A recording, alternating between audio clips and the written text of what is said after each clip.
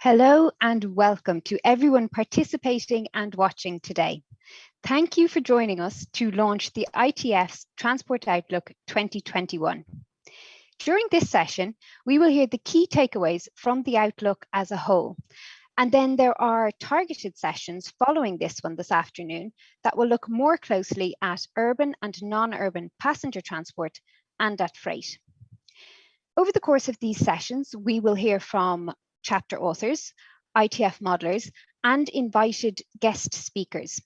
But in this session, Malithi Fernando, the Outlook's project manager, will present the top findings of the report. We will then be joined by ITF's lead modeler, Luis Martinez, who will join us for a Q&A session following the presentation. And throughout this session, I would encourage those of you participating through the conference platform to please use the Q&A function that you will see to the right of your screen to submit any questions for our discussants during the session. You will also see a discussion box, and this is for you to communicate between participants in the platform, although I would please ask you to note that the discussion box will not be monitored or moderated by ITF staff during the session.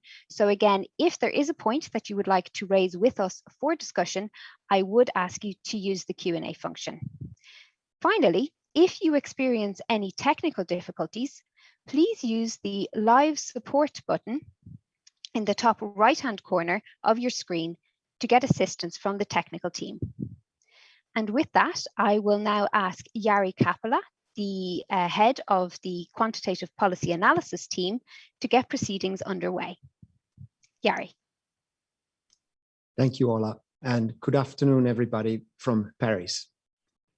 It is a great pleasure to welcome you all to this session, this afternoon session, as part of the full day dedicated to the ITF Transport Outlook 2021, which was launched just yesterday at the press conference.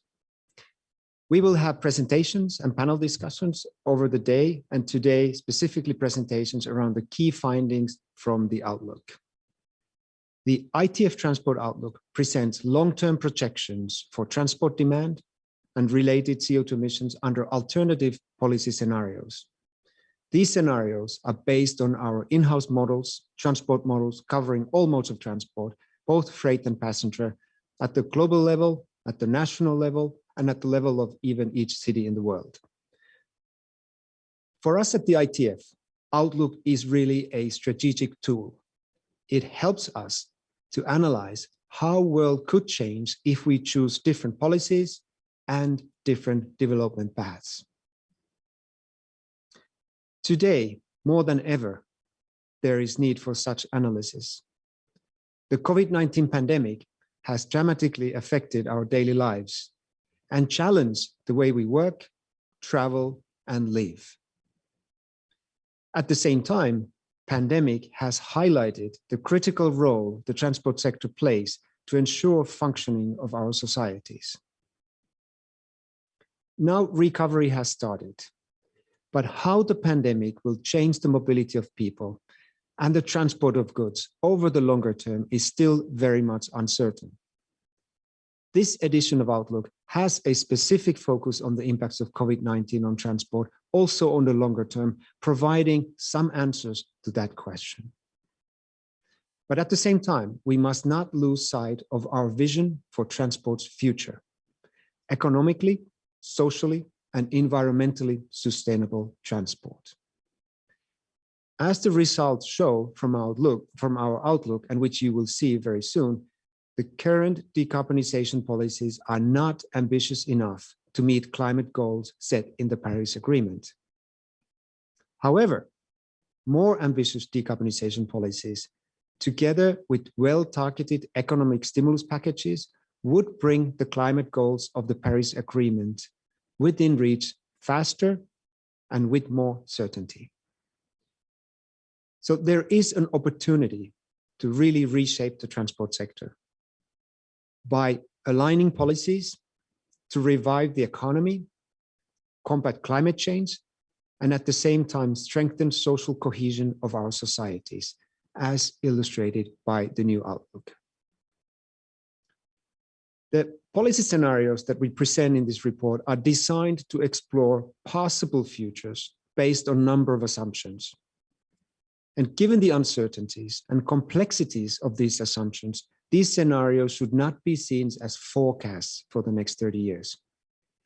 For us, they are rather simulations to understand what role public policy can play in designing the future transport system.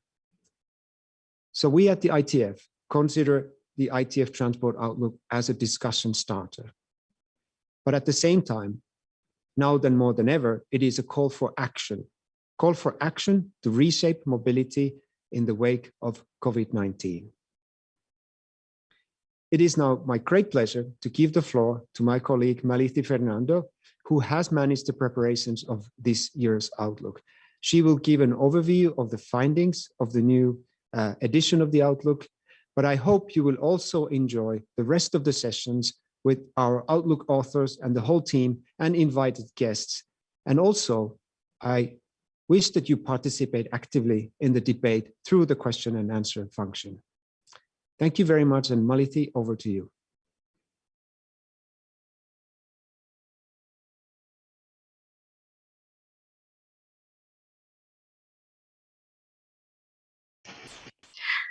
Thank you, Jari. Sorry about that. Hi, everyone. As mentioned, my name is Malithi Fernando. I co-authored and managed this 2021 edition of the Transport Outlook.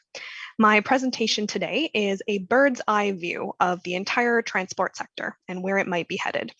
I'll cover main findings, recommendations, and it'll draw largely from the first and second chapters of the publication. So if you would like more details, please take a look there. First off, let's start off with a quick summary of the policy scenarios that Jari mentioned. We look at 3 different policy scenarios that represent 3 levels of ambition when it comes to decarbonizing transport. The first, recover, looks at a return to our current policy trajectory. It tracks where we might be in about 30 years if governments follow through on all the implemented and announced commitments from prior to the pandemic. Reshape offers a completely different trajectory. The commitments coming out of the pandemic are transformational. There's a focus on green recovery, and they go far beyond these original commitments of recover. In Reshape Plus, we identify where travel behavior and stimulus could be leveraged after the pandemic to boost certain policies under the Reshape scenario. These could be front-loaded so that they're implemented during the recovery period. What I mean by leveraging travel behavior is encouraging trends that we saw during the pandemic, such as increased walking and cycling, or choosing to teleconference instead of business travel. The first part of this presentation will take a look at where the transport sector is headed in terms of demand for travel and the resulting emissions. These are the results from our recover scenario. And then we'll take a look at policy recommendations to come out of our results. Starting off with demand, under our current level of policy ambition, we expect the demand for passenger travel and the movement of goods to more than double between 2015 and 2050. We all know that there was a dip in 2020, but this dip was temporary. We're already starting to see some pre-pandemic traffic levels in certain areas.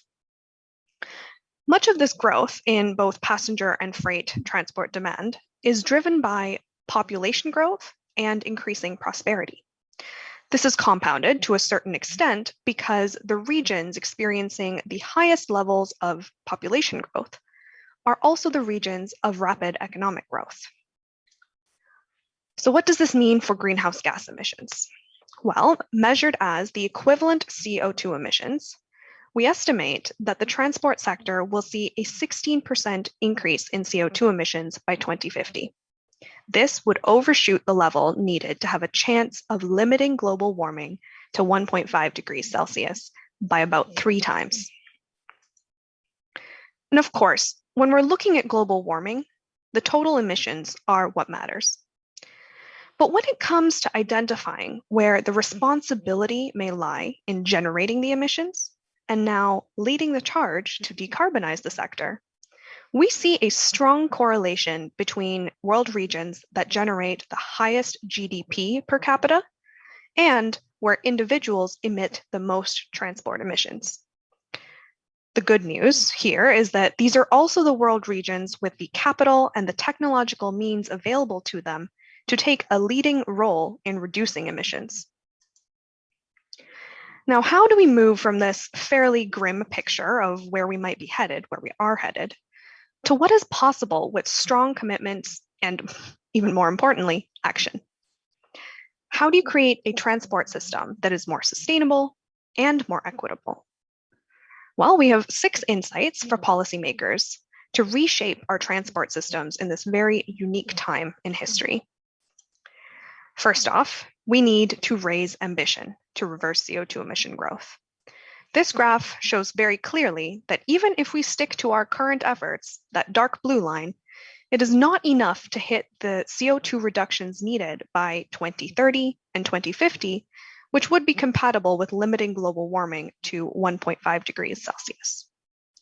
As countries this year are revising their commitments to the Paris Agreement, there's a chance to do things differently. Under the reshape type policy scenario, we have a chance of just about meeting these carbon targets. But reshape plus, shown by the green line, which seeks to front load and further leverage opportunities during recovery from the pandemic, it offers a chance to meet these objectives sooner and with greater certainty. It achieves an emission reduction of 70% by 2050. These environmental ambitions need to be aligned with COVID-19 recovery policies to ensure that our economy recovers on one hand, but that these policies also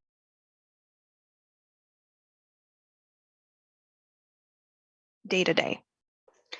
The causes and consequences of climate change are also unequally distributed. Wealthier countries and individuals have had a historically higher carbon footprint, while the people suffering the consequences of climate change are very low emitters. Inequalities extend to transport access as well, which has a huge impact on people's well-being. Those that are well off have higher transport access and therefore access to greater opportunities in life. While vulnerable groups in developing and developed regions may be limited in the jobs that they can access, they may not have access to healthy food or healthcare. They may experience isolation, all because of these poor transport systems. COVID-19 has exacerbated many of these inequalities. It's exacerbated economic losses, especially for those in precarious jobs. And those that rely on public transport stand to lose one of the only forms of transport available to them if public transport is not prioritized as we emerge from this crisis. So what's the solution? Aligned action. And our results in this transport outlook are a contribution to this. Number one, we look at the environmental aspect, of course, decarbonization. But beyond that, we look at measures that also help create jobs, improve the economic efficiency of cities, and connect people to these jobs. From a social perspective, many focus on improving access for groups like children, older people, women, people with mobility restrictions, whose travel needs have been poorly catered to in our existing systems. We also highlight where some decarbonization measures, especially those involving pricing, need to be considered with an understanding of the local context and exactly who will be affected, how, and to what extent, to ensure that they are implemented fairly and therefore effectively. One of the most important ways to align these goals is to move from mobility-focused policies to accessibility-focused policies. Now, what do we mean by this? Accessibility-focused policies ensure that people have access to opportunities and goods without putting the focus on traveling more and traveling faster. It's good for people, it's good for the environment, and it makes good economic sense. These are policies to encourage denser neighborhoods where you can work, send your kids to school, shop, meet friends. And when you need to go elsewhere in your region or your city, you can easily access a transport hub where you can use public transport or shared mobility, if that's more relevant, using a variety of other sustainable modes to access this hub, ideally walking, cycling, micromobility. Some of us may have gotten a glimpse of this during the pandemic as we walked and cycled more, and our trips stayed closer to home. Wouldn't it be convenient if all of our errands were also easier to complete close by? This is very different to the mobility-focused, private car-centric model that has been used traditionally in transport planning. It leads to building more and wider roads and inducing more and more car traffic. These principles also apply to freight, moving from long supply chains and faster transport to consolidation of loads, shorter supply chains that are also more resilient. These accessibility-focused policies help to reduce demand, but to a different extent based on sector. We see here the difference between demand in 2050 for each sector under the current trajectory and our most ambitious scenario. In cities, accessibility-focused policies have a significant impact in lowering demand. People altogether travel about 22% less. Freight as well achieves an 18% reduction in activity through shortened supply chains, asset sharing, and consolidation of loads, for example. In regional and intercity travel, demand reduction is more difficult. There are lower volumes of people traveling over longer distances, which means alternatives are harder to come by. This is especially true for regional travel, what we call regional travel. This is between rural areas and between rural areas and cities. Much of the demand reduction we see overall for this sector is due to a reduction in air travel between cities in the most ambitious scenario. So it is important to realize that the types of measures that we apply to different sectors will need to depend on their unique characteristics. Regional differences will also come into play. My colleagues will be going into these more sector-specific details in the following sessions.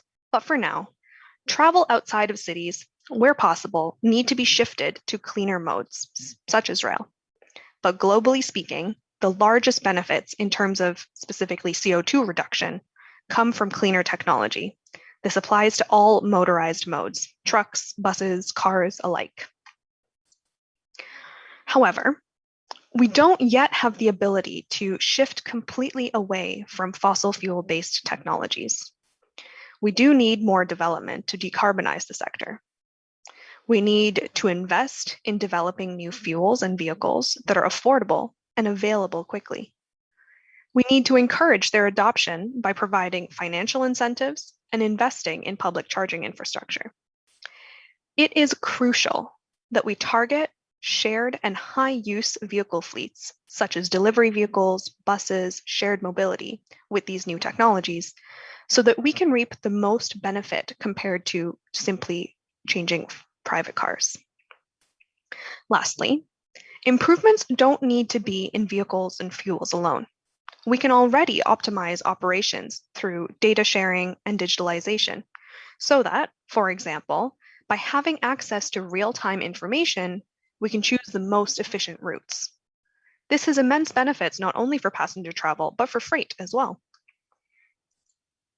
Last of all, in order to achieve any of the policy strategies that we have talked about, we need to seek out greater collaboration outside of the transport sector and even within its sometimes more disparate parts.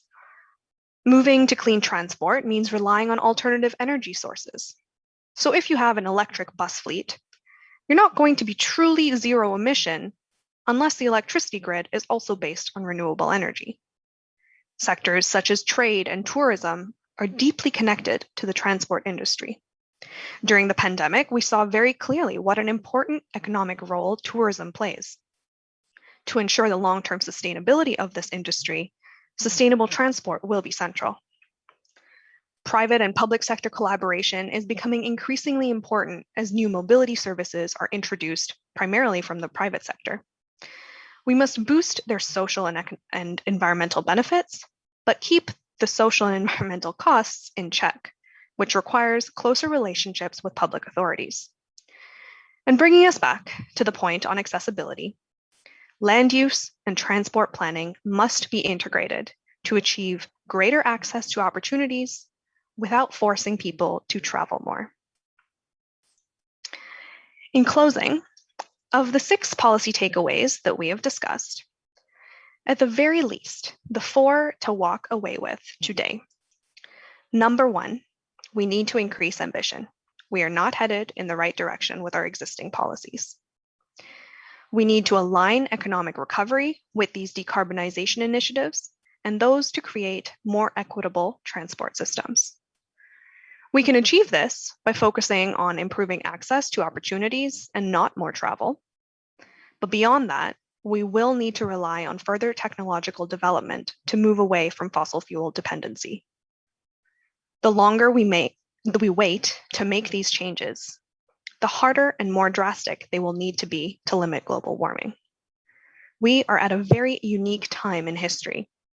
As we recover from this global crisis, and as countries are revising their commitments to the Paris Agreement targets, the transport outlook shows that we have a chance, if we act now, to reshape transport for a cleaner environment and fairer societies. Thank you very much for your attention during my presentation. I look forward to hearing from you during our question period. And now I'll hand the floor back to Orla. Thank you very much for that, Malithi. And we are now joined on screen by Luis Martinez, our lead modeler for the Outlook. Luis, thank you for joining us. You're very welcome. Let's start with a question on the pandemic, because it is the very obvious theme running through our discussions today. We talk about, building on what has been observed, the changes that have been observed during the pandemic. But if I may be slightly contrary, is there also a note of caution that we should be sounding? Malithi, perhaps you could comment, are there any sustainable initiatives that are in fact at risk after what we have seen during the pandemic? Thank you, Orla. It is a contrary opinion, perhaps, but it's also a very realistic one. We do really identify the risks and opportunities of this pandemic recovery period in the outlook. And if you will, there are equal numbers on both sides. Depending on how we act, whether economic stimulus goes towards new, cleaner energy sources, new, cleaner transport initiatives, or whether it seeks to shore up the existing economic practices that have maybe landed us where we are in the first place. It will definitely swing us in either direction. If we want to choose to have an inflection point in our trajectory, not just with respect to CO2 emissions, but also with respect to inequality, access to transport, access to opportunities, social health, safety benefits, etc. If we want to have an inflection point, we're going to have to do things differently. So I think some of the risks that we have identified in the report are a choice to put investment in activities that will hinder or at least not support sustainable transport initiatives. Public transport has been identified as a major, has had a major impact on it. The pandemic has had a major impact on transport. And if we do not radically shift the way we look at public transport, the way we finance it, there is a risk that it could lead to the collapse of the backbone of a sustainable transport system. In the freight sector, there's also the growth of e-commerce, which, if it is an uncontrolled growth without additional measures used to make sure that we don't have growth in congestion as a result of these urban logistics trips, there's a chance there that we run the risk of essentially shooting ourselves in the foot for solving these issues down the line. So those are just a few of the risks. Of course, we could keep going, but I'll leave it at that. Excellent. Thank you very much. Well, that's certainly a comprehensive information on what else there is to consider as we move forward from the pandemic. So you mentioned both in your presentation and in your response there about economics. Basically, we're talking about the fact that the emerging economies are seeing growing their economies are growing, apologies. Louise, perhaps you could comment, what sort of incentives exist for these countries to, in fact, leapfrog other countries in their approach to decarbonisation, rather than potentially trying to map out a path of following what others have done? Thank you, Orla, for the question, and thank you for the opportunity to also to reply to some of the comments and questions. I would like to start to say that is also, as Maliti mentioned here, as with like with COVID, here's an opportunity, but also a challenge for developing countries, where because they are faced in a position where they may need to face investments or do it differently, as we did in the past to arrive in the position that we are now. And some of the decisions are targeted on land use and transport interactions, especially in urban places where better planning, especially in very fast growth cities, are quite required. And if we still have in these locations also predicted provide, we will also rely in the place where car will be needed, and car is also creating problems in the future, but also it will reinforce the need of local populations to rely on vehicles on the future, and it will keep this problematic cycle into the long term. And there is an opportunity there that we front load the measures that are also less investing intensive, like improving the efficiency of transport supply, have a better use of the resources that they are available at urban spaces, and also bring share mobility, which currently in developing countries a lot of times is in the informal format, to bring this to a more formal format and interact with better information and data with public transport to provide a support to and access to population, especially in the lower income areas of the urban areas. There's a lot of opportunities, but a challenge, especially in developing countries, due to the constraints that will be financial, on the ability to invest, and also for companies that are sometimes very small to have resources to upgrade or update their fleets, and in this very specific context. And this is one challenge, and I think is one challenge that we have to face in the next few years to not reduce the speed of convergence. Okay, excellent. Thank you very much. And you mentioned specifics there, so I'm just going to as an analyst and taking the modeling point of view, from the Outlook models, what sort of specifics in terms of the breakdown by region are we able to offer policymakers on the pace of CO2 reduction? Thank you for that question, because we even posted also today in the OECD Stats Library our data sets on all the details of the model results for the different scenarios that Maliti presented for different models and for the different regions of the world. Then we want to be transparent in the assumptions, but also in the results that we are using in our analysis that Maliti described. And what we can see is that different pathways of convergence that we'll see after in detail for each chapter.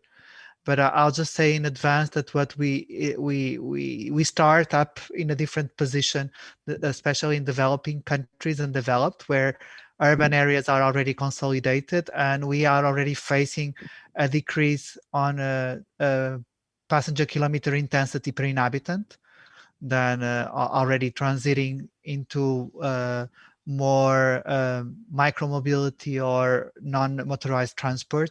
The share of urban private mobility has already halted or already started decreasing, and we don't see this in developing countries. Then there is a challenge, especially also because the public transport provision is still not there, and there is also a need for investment.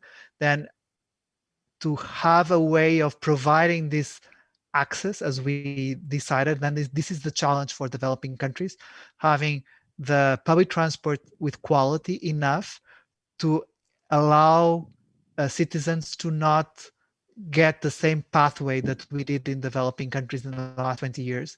And as you mentioned before, leapfrogging and not having the same solutions that we had in the past. But also they need also information and also evidence-based analysis as we provide, also to try to help a little bit on how to take decisions and policies that would be more effective for citizens. Excellent. Thank you, Luis. And Malithi, if I could maybe come back to you here, sort of segue across to a point that was made during the plenary session on the need for user-centered planning. So we hear a lot about the improvements due to technology and that, but could you say a little bit more maybe for policymakers on policies about that are focused on the user and accessibility? Sure. It's true. We definitely need to focus any sort of plans, concrete interventions around the needs of the user. Our work here is quite high level, but when it comes to actually implementing these on the ground, it's very important that individual neighborhoods or cities or whatever scale you're looking at, we understand exactly what the concerns and what the key key areas for improvement are. So I fully echo and support the point that was made during that plenary session. I think it's very important also to realize that in a lot of what we are suggesting, it might seem that there's a strong emphasis on technological improvements and digitalization. And while we do talk about this, especially from a operations point of view, to make sure that you are routing your passenger or freight vehicles in an efficient manner, using data to understand the different user groups. When it comes to the actual user accessing transport, we do need to be aware that there is still a digital divide. Many areas of the world, you simply can't use a smartphone to access your shared mobility app, for example. And so these are considerations that we do need to keep in mind still. And to add to that point on data, we do need more disaggregated data in terms so that we can understand how different users are using transport systems, where there are shortcomings, who is not being served. And so more disaggregated data available at a wider scale would allow us to both plan for and monitor the success of certain interventions. So that's what I would say. Okay, excellent. Thank you very much. And I think possibly some of our audience weren't here this morning, and it was a question that has recurred in several conversations, is the role of those behavioral changes. So the changes that we've observed, such as teleworking over the last year, what sort of impact are we looking at them having in the longer term or the medium to longer term in the outlook models? And you're both nodding. So Luis, if you would like to start, and then Malithi, perhaps I'll come to you for some policy comments, please. Luis, from the model perspective, sure, how are we accounting for these behavioral changes? Thank you, Orla, for the question. We are accounting especially of a reduction of traveling, especially of the commuting share of trips that we are estimating for each region within the city. But we have a special element for the case of 2020, where the teleworking was not replaced for other types of activity, or they are done in a very short distance within your neighborhood. Then we have not currently a special case of teleworking that we didn't observe in the literature. And if we go to the literature, what we see is in the past, teleworking was very efficient reducing peak traveling, but not reducing traveled kilometers. Then what we see is that this travel to work has been already replaced in parts in the literature or in the past to do other errands or activities that the household may do it out of the peak, but sometimes even relying more on private car than in public transport, because you use normally public transport more to commuting. Then there is an opportunity here to change or to be used to more teleworking and to have a different lifestyle within your household that would change this drastically. Also to do teleworking not even within your house, but sometimes in your neighborhood areas that would allow us for you to be more convenient locations and more professional landscape that sometimes within a house this is not available. And I think there are some positive elements of this, and we have just to control that the negative elements that we have observed in the past from teleworking, they don't come in the next few years. And the same thing for the teleconference, as Maliti referred in the previous intervention. Great, thank you very much. Amelita, I don't know if you have anything further to add to that. I'll pick up on two of the points, one of the potential positives and one of the potential negatives for teleworking. Luis mentioned that one of the great benefits of teleworking could be to reduce these peak hour trips. Often our public transport systems are designed to serve these very large peaks in the morning and the afternoon, as people are coming in and out of a central business district, let's say. And so if these peaks are attenuated, there is a chance that we could perhaps spread out the service, the public transport services over the course of the day, perhaps to different regions, beyond where it's currently served. This could have some major social benefits for individuals who don't necessarily have a 9-to-5 job and are reliant on public transport. If they need to access transport on odd hours or in different areas, not necessarily the central business district, there's a chance for that. So that's the positive. On the negative side, I think we're waiting to see what potential movements of people where they might choose to relocate if there is a large shift to permanent teleworking. If these commuting trips are replaced by, as Luis mentioned, longer trips in their area, if it's a more car-centric neighborhood that they live in versus what we call the 15-minute city that's been largely popularized in this last year as well. It's not necessarily a new idea, but the idea that you can access everything you need within a small radius. So depending on where people move, that we will see different impacts. Okay, great. Thank you both. Amelithi, just one quick question. We will have the urban session obviously following hot on the heels of this one, but we talk about demand growth in passenger transport. Does that apply to urban demand as well? Yes, to a certain extent. So if you're looking globally, yes, we do see growth in urban demand. If we look at demand per capita, so per person, we see two different trends emerging. So developed world regions see a reduction in per capita travel, given that they currently have very high rates of travel. This reduces, which shows that our accessibility focused policies are working for sure. The developing regions, we still see an increase in per capita trips or per passenger kilometers. And this is largely due to the fact that these are also areas of economic growth. They currently have very low trip rates or passenger kilometers per person, and this is expected to grow, but it still doesn't reach anywhere near the levels of developed regions. So this increase is just a reflection of increasing prosperity and quality of life. Excellent. All right, that's great. Thank you very much. Unfortunately, we are out of time. It has been very interesting discussing the results with you both. Thank you for your time and your insights. For those of you who are watching and participating, I would invite you to stick with us and join us for the detailed session on the urban mobility results, which will be following 5 minutes after this one. And we will have our invited guest speaker, Lina Marcela Quiñones of the Mobility Secretariat of Bogota, offering her insights on urban mobility.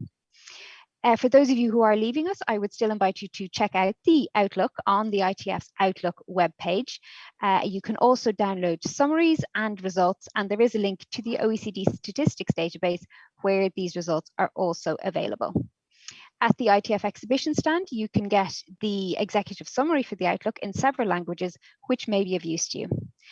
But otherwise, I have nothing further to say other than that I hope to see you again in the next session, and have a lovely afternoon.